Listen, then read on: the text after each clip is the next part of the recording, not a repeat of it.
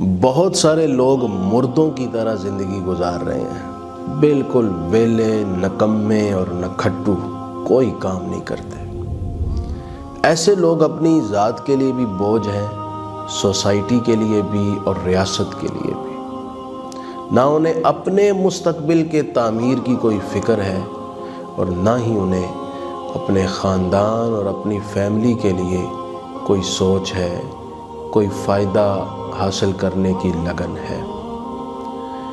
اسلام ویلے اور نکمے لوگوں کی حوصلہ شکنی کرتا ہے اور بڑی شدت کے ساتھ ان کو کام کرنے پر آمادہ کرتا ہے۔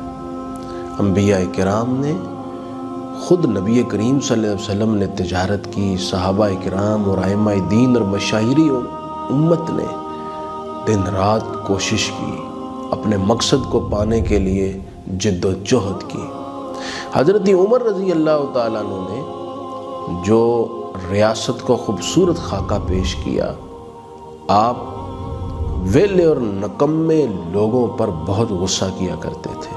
آپ خود 24 گھنٹے دن اور رات کام کرتے، آرام بھی کرتے۔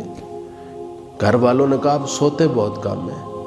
فرمانے لگے اگر میں رات بھر سویا رہوں تو میں ضائع ہو جاؤں گا، اور دن بھر سویا رہوں تو ریاست اور رعایا ضائع ہو جائے گی۔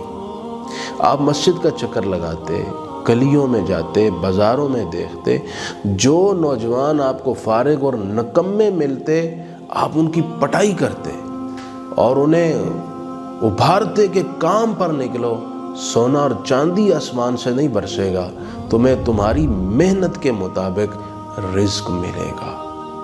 جو ویلا اور نکمہ شخص ہوتا ہے وہ نفسیاتی مریض بن جاتا ہے، اس کے مزاج کے اندر غیر معمولی اور بہت نقصان دہ تبدیلی آتی ہے۔ اس کا ذہن شیطانی خیالات کی اماج گاہ بن جاتا ہے، اس کی زندگی نفرتوں سے، لڑائیوں سے، جھگڑوں سے اور مختلف برے کاموں سے بھر جاتی ہے۔ محنت کرنے والا کافر کیوں نہ ہو، وہ بھی اپنی منزل پا لیتا ہے۔ اسرائیلی ریاست کی بنیاد رکھنے والی گولڈا میئر روزانہ 16 سے 20 گھنٹے کام کرتی تھی۔ اپنے باطل مقصود کے لیے اس نے دن رات محنت کی اور آپ دیکھیں وہ کامیاب ہو گئی، اس نے ریاست اسرائیل کی بنیاد رکھ لی۔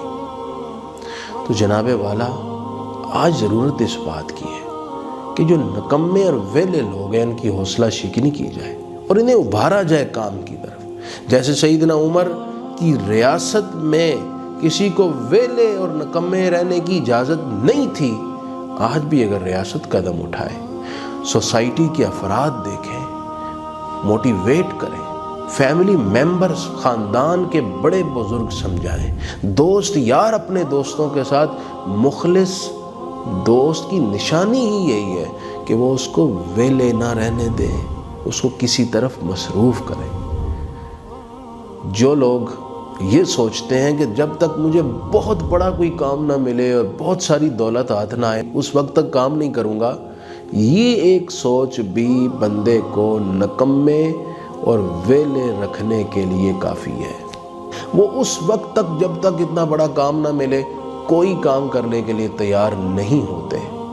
یاد رکھیں، مقدر سے زیادہ اور وقت سے پہلے رزق نہیں ملا کرتا۔